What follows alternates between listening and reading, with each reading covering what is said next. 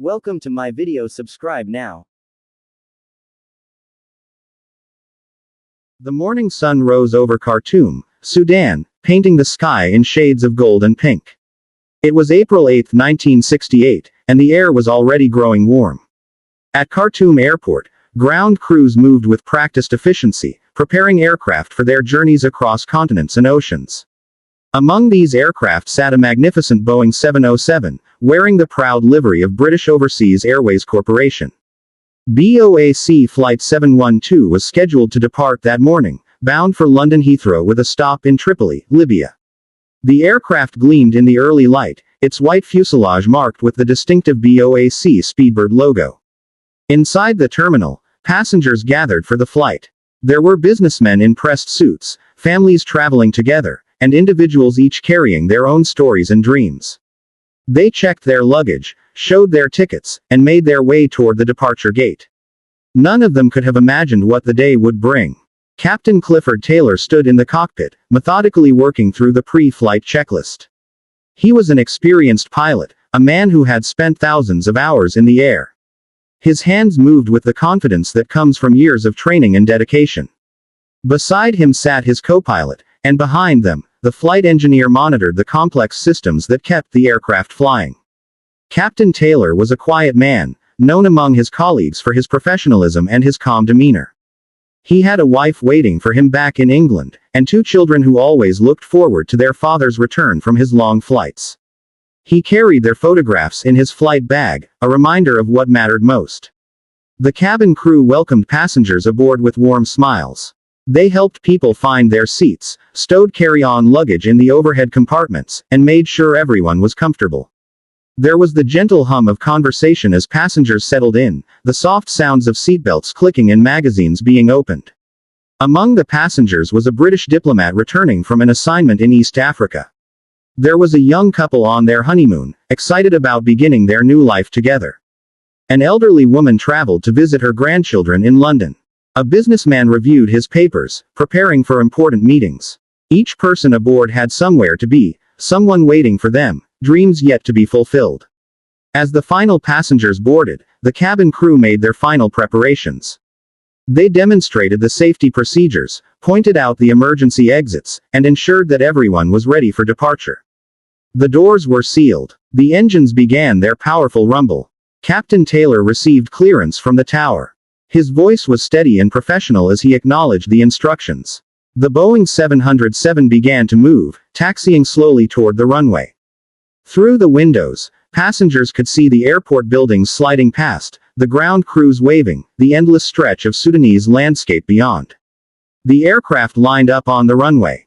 The engines increased their power, building to a roar. The brakes released, and Flight 712 began to accelerate down the concrete strip.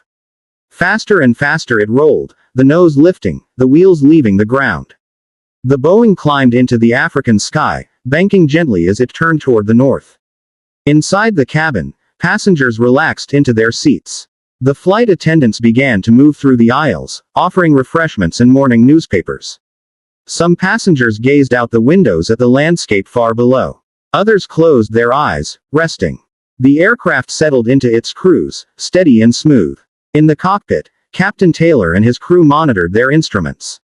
Everything appeared normal. The aircraft was performing as expected, the weather was clear, and the flight path ahead looked routine. They had made this journey many times before. But then, without warning, something changed. A light flickered on the instrument panel. Captain Taylor's eyes immediately focused on it. The flight engineer checked his systems.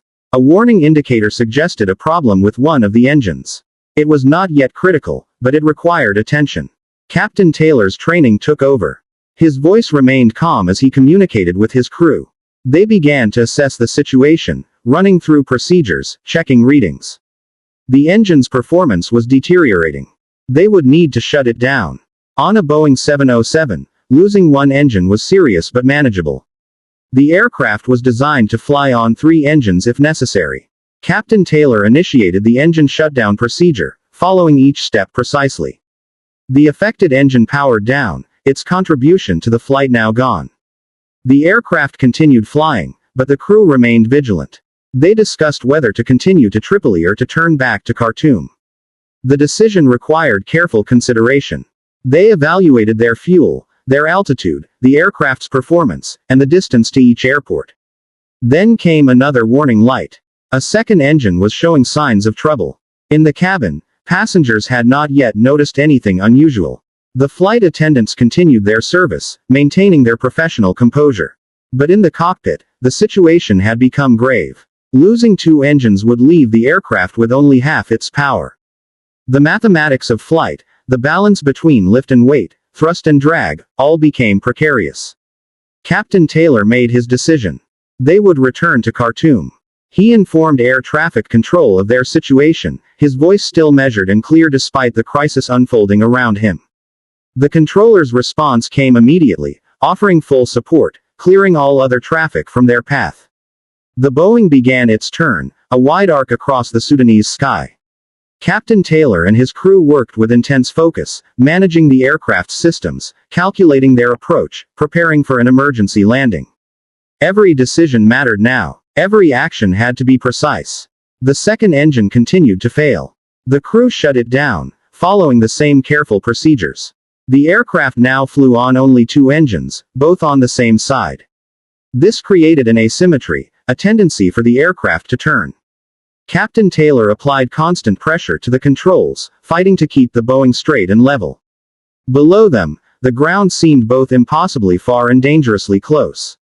The aircraft was descending, returning to Khartoum, but the descent had to be carefully controlled. Too steep, and they would lose control. Too shallow, and they might not make the runway. In the cabin, passengers now sensed that something was wrong. The flight attendants moved through the aisles with calm authority, instructing everyone to fasten their seatbelts, to prepare for an emergency landing. There were worried faces, quiet prayers, hands reaching across the aisle to hold other hands. The runway at Khartoum came into view. The airport had activated its emergency procedures. Fire trucks and ambulances rushed into position, their crews ready for whatever might happen. The tower guided Captain Taylor toward the runway, providing him with wind information, confirming that everything was clear. Captain Taylor lined up his approach. The aircraft was heavy, still carrying most of its fuel for the long journey to London. The two remaining engines strained to keep the Boeing aloft. The ground rose to meet them, faster now. The captain's hands were steady on the controls, his eyes focused ahead. Then, at the critical moment, a third engine began to fail. With only one engine remaining, the aircraft could not maintain flight. Captain Taylor knew this instantly. The laws of physics were immutable. They would not make the runway. The Boeing began to descend more rapidly, its nose dropping despite the captain's efforts. In that moment, Captain Taylor faced an impossible choice.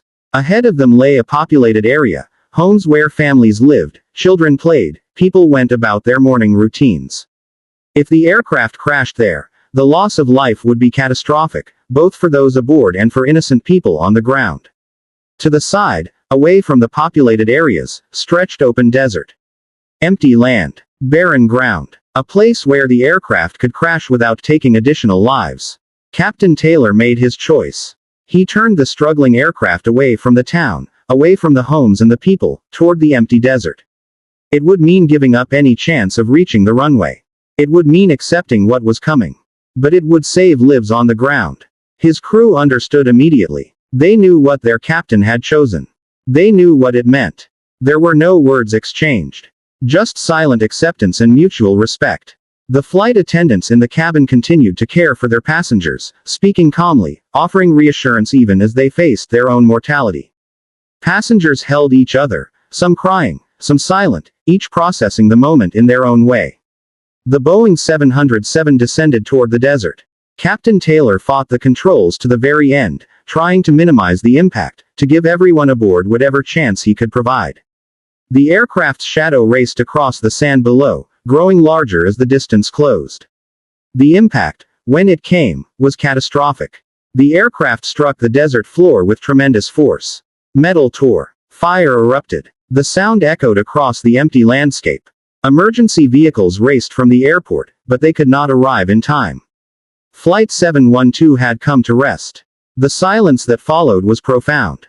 In the town that Captain Taylor had deliberately avoided, people emerged from their homes, drawn by the distant sound and the column of smoke rising from the desert. They stared toward the horizon, not yet understanding how close they had come to disaster, not yet knowing that a man they would never meet had chosen their lives over his own. The investigation that followed would reveal the full extent of what had happened. Engine failure, caused by a mechanical fault, had doomed the flight. But the investigation would also reveal Captain Taylor's final actions, his deliberate turn away from the populated area, his ultimate sacrifice. In England, a family received the news they had dreaded. 2 children lost their father. A wife lost her husband. But they would later learn what he had done, how he had saved countless lives in his final moments. Their grief was profound, but it was mixed with an overwhelming pride in the man they had loved. Memorials were held. Captain Clifford Taylor and his crew were honored for their courage and professionalism. The passengers who had perished were mourned by their families and remembered by their communities. The tragedy of BOAC Flight 712 became part of aviation history, a reminder of both the risks of flight and the nobility of those who choose to serve others.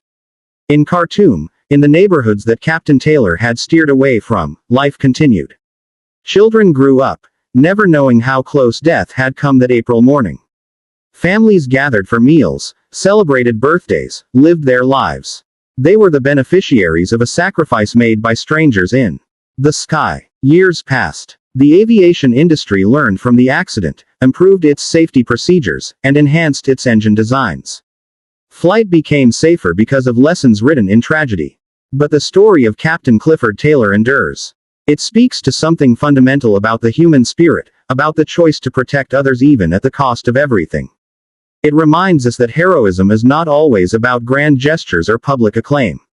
Sometimes it is simply about doing what is right in the moment when it matters most.